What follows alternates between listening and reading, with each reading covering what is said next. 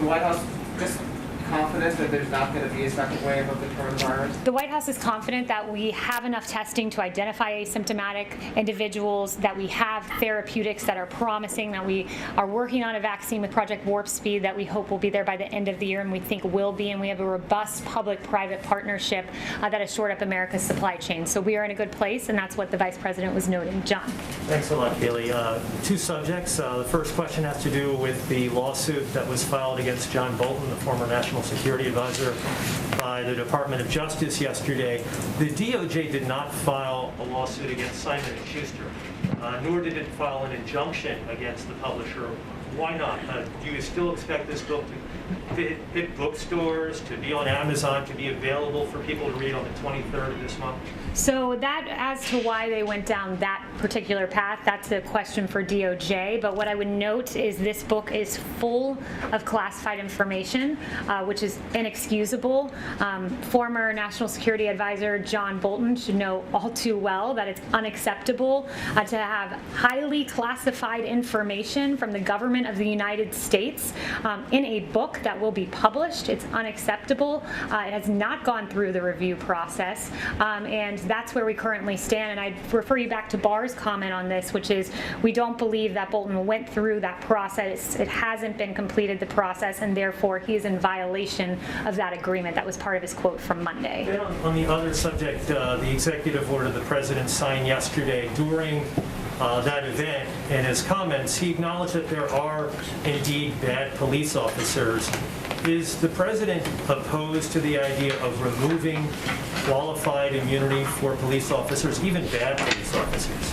Yeah, so qualified immunity, let me note, is a total and complete non-starter. What qualified immunity would do is it would really enable the police in this country to do their job. That's in the Democrat bill, and I'd argue this, Democrats, they say defund the police, defund the, we hear that from Congresswoman Ocasio-Cortez and Congresswoman Omar and others. Well, what does the Democrat bill do? By removing qualified immunity, what you're essentially doing is not allowing police to do their job. There would be a decrease in policing in this country. Our streets would not be safe.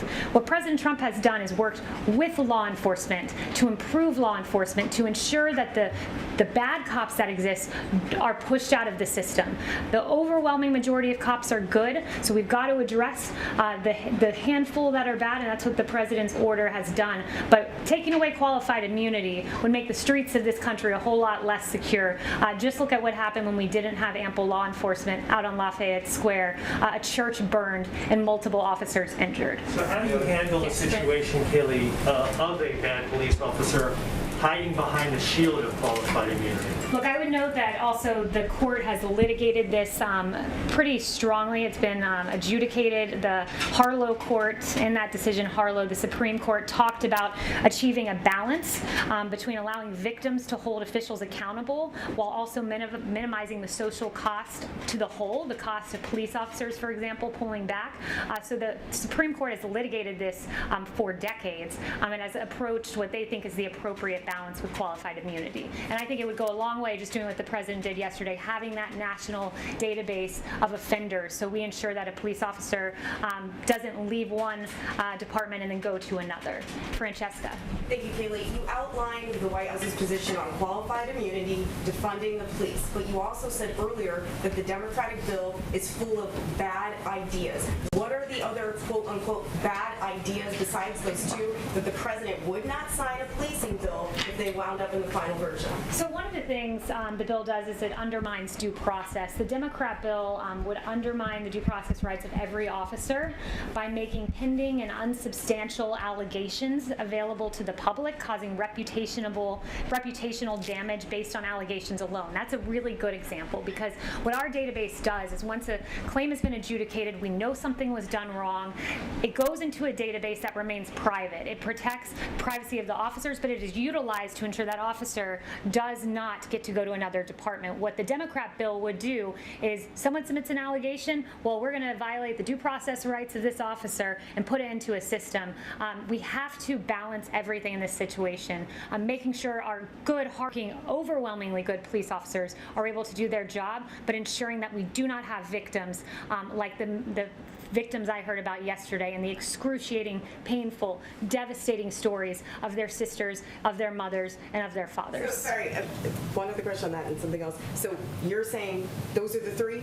That's it? There's a number of things, but those are the ones that I've listed out so far. Okay, But there's a number of problems. And on the president's rallies, he has also said that he has rallies on the books in North Carolina and also Florida, two states that have seen recent spikes in coronavirus. Who told the president that it would be safe to have rallies in states that are seeing spikes right now? We are confident that there are embers out there that exist that will be able to put out those embers. Florida has a great governor. He's done a great job so far. We work closely with Governor DeSantis, and we believe that we will be at a safe Who said it was place. Yes. safe? Kayleigh, Justice Gorsuch's decision from the Supreme Court this week against anti-LGBT discrimination was focused on employment civil rights law, but also have implications on housing, health care. How does the president want to see this implemented? Does he want it implemented as extensively or as narrowly as possible? So what the president says is he's read the decision, they've ruled, we live with the decision, and we live with the decision of the Supreme Court. So that's where he stands currently. And in terms of how it's implemented, DOJ will lead the multi-agency effort to help provide certainty to the regulated parties. I understand DOJ's role, but the president also has the opportunity to express his opinion and to lead, much like President Obama in 2013 said he hoped the marriage decision from the Supreme Court would be implemented as extensively as possible. What is President Trump's view on the appropriate scope of Gorsuch's decision? So DOJ will be guiding that entirely, so I will leave that to DOJ. And finally, has the president have any conversations with the DOJ about the implementation of the Gorsuch decision? Not that I'm aware of. He might have had one I don't know about, but not that I'm aware of. One more question. Does the president think that the Bostic decision is a win for civil rights? Sorry? Does the president think the Gorsuch decision is a win for civil rights? So one thing I would say, I haven't not talked to the president about that personally, but one thing I wanted to read was from the Kavanaugh dissent. There were some real concerns that this was a complete distortion of how we do statutory interpretation, and Kavanaugh lays that out very nicely. But one thing Justice Kavanaugh did say, and I thought it was a very powerful quote, is notwithstanding my concern about the court's transgression of the Constitution's separation of powers, which was a grave concern as a separation of powers point that the DOJ argued in court, it is appropriate to acknowledge the important victory achieved today by gay and lesbian Americans. So I thought that that was a very good quote from Justice Kavanaugh. Yes. Alexandra. Thank you. On the plan to reduce U.S. troops in Germany, is there a timeline you can share with us? And could this plan be changed or softened if Berlin agreed to increase its defense spending? So the president addressed our presence, American troop presence in Germany, and he said we're bringing that number down from 52,000, about what it's at now, to 25,000. And the rationale for that, he articulated, was that Germany is very delinquent in their payments to NATO. They're paying 1%. They're supposed to be at 2%, and even 2% is low. It should be much more than that. Michael. Would he change his plan if Germany agreed to increase its I wouldn't defense? get ahead of the president on making that decision. Michael. Hi, thanks, Kayleigh. I have one question, and then I have two quick questions from colleagues who have sent to me as the pool person. So on my question, back when two White House officials were tested positive for COVID, we all reported on an email that went out to West Wing employees instructing them that masks were mandatory to be worn in the West Wing at all times, with the exception of being when they were sitting at their desks alone. Obviously, none of the White House people that I've seen today have been wearing masks at all.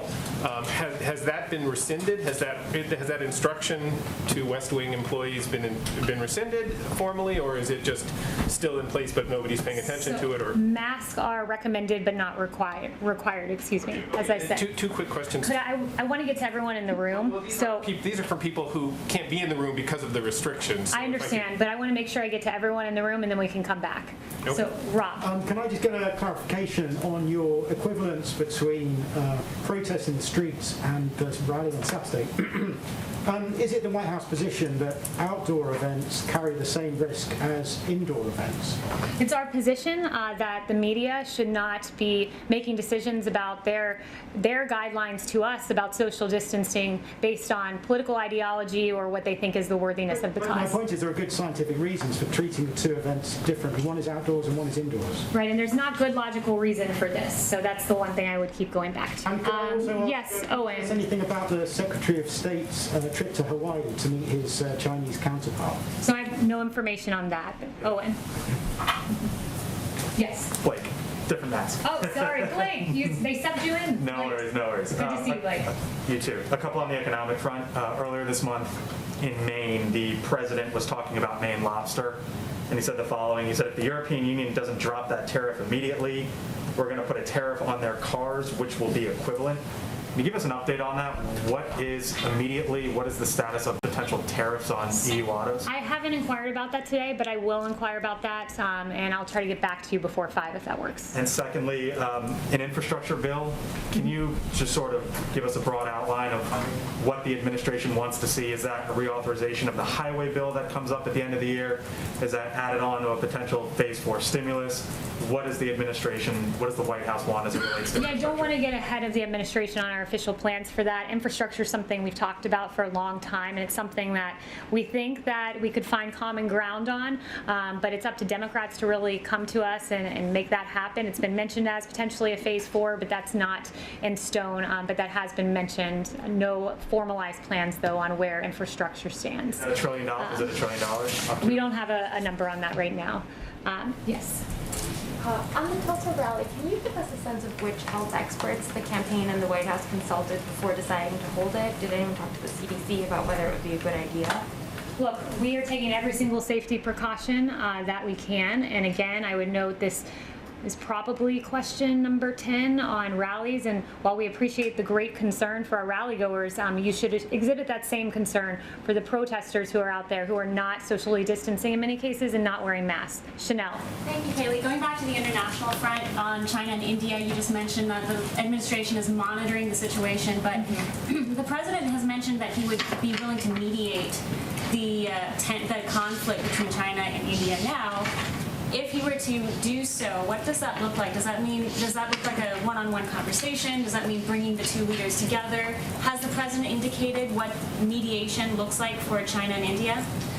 So again, no formal plans on that beyond what I already said, and expressing our absolute condolences to the Indian soldiers that died as a result of today's confrontation. We extend our deepest condolences there. And I would note just that during the phone call on June 2nd of this year that President Trump had with Prime Minister Modi, they did discuss the situation on the India-China border. On the relationship between President Trump and President Xi, the Chinese forces have been moving thousands of troops to that region. That it doesn't seem like that region is going to see de-escalation anytime soon. If you were to characterize President Trump's relationship with President Xi today, would you venture into that realm? I would just say what the president has said before, that he is really appalled at the fact that the coronavirus came out of China. They weren't allowing flights into China, but were allowing flights out. They slow-walked information. The WHO seemed to partner with China in slow-walking that information about asymptomatic spread. So that is an appalling. And the president is very upset by that action of China, or inaction in some cases, I should say. Thank you all very much. I hope you have a great rest of the day, and I hope we start seeing more consistent headlines. Thanks very much. Bolton lawsuit says. Why did it take 6 months? Well, I'm glad we caught some of that briefing for everybody there. It looked like they were having those audio issues one more time near the end. You are watching it all on coronavirusnow.com and Fox live stream. Always here with you, bringing you the very latest from coast to coast. We appreciate all our viewers from all over the country.